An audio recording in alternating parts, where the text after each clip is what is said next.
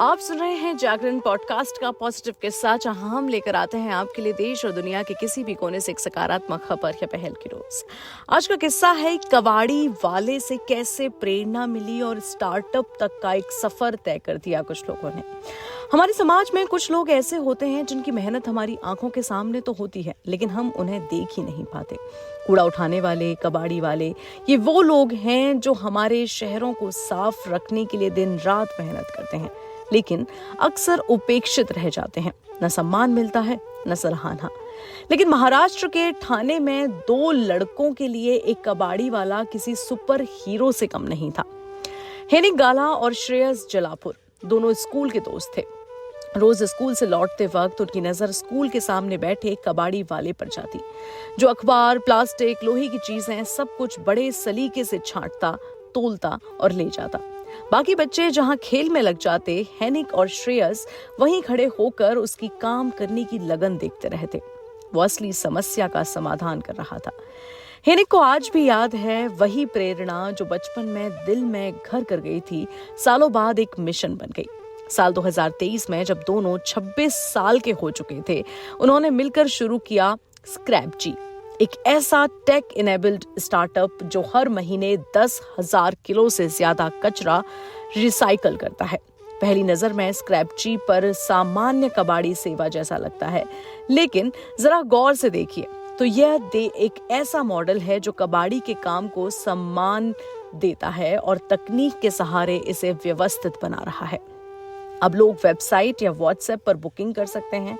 तय समय पर प्रशिक्षित एग्जीक्यूटिव घर आकर कचरे को तौलते हैं और उसी वक्त बाजार रेट के हिसाब से पैसे भी दे देते हैं। इसके बाद सारा सामान रजिस्टर्ड रिसाइकलिंग सेंटर्स को भेजा जाता है, पूरा पारदर्शिता के साथ। श्रेयस बताते हैं, परंपरागत सिस्टम में कबाड़ी वाले कई बार नहीं आते या फिर रेट को लेकर असमंजस रहता है। हमने ये सारी समस्याएं तकनीक और भरोसेमंद सेवा से दूर की हैं। आज स्क्रैपजी के पास 2,000 से ज्यादा रेगुलर कस्टमर्स हैं। हर महीने 10 टन कचरे की रिसाइकलिंग होती है और खास बात यह है कि क्रिकेटर दिनेश कार्तिक भी इस पहल से जुड़े हुए हैं, सिर्फ ब्रांड एम्बेसडर के तौर पर नहीं, बल्कि बतौर इक्विटी पार्टनर। उनके जुड़ने से न सिर्फ लोगों का ध्यान स्क्रैपजी की ओर गया है, बल्कि फंडिंग और सरकारी स्तर पर भी इसके दरवाजे खुल गए हैं।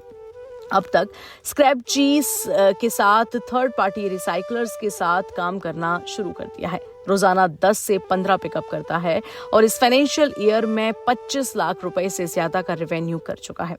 लक्ष्य है 2025 तक 1 करोड़ रुपए का आंकड़ा छूना। लेकिन इनके सपनों की उड़ान यही नहीं रुकती। हेनिक कहते हैं, हमारा सपना है साल 2030 तक एक कचरा मुक्त भारत बनाना, लेकिन ये तभी संभव है जब हम समाज के साथ चलें और खासकर उन कबाड़ी वालों को जो इस सिस्टम की रीढ़ हैं। अब उनकी योजना है कि लोकल स्क्रैप डीलर्स को अपनी नेटवर्क में शामिल किया जाए ताकि उन्हें भी टेक्नोलॉजी, ट्रेनिंग और बेहतर कमाई का अवसर मिले। श्रेयस कहते हैं, हम इस इंडस्ट्री की छवि बदलना चाहते हैं। आज का युवा गर्व से कह सके, मैं वेस्ट मैनेजमेंट में काम करता हूँ। सोचिए, अगर 2 दोस्त हर महीने 10,000 किलो कचरा रिसाइकल कर सकते हैं तो हम सब मिलकर क्या क्या नहीं कर सकते।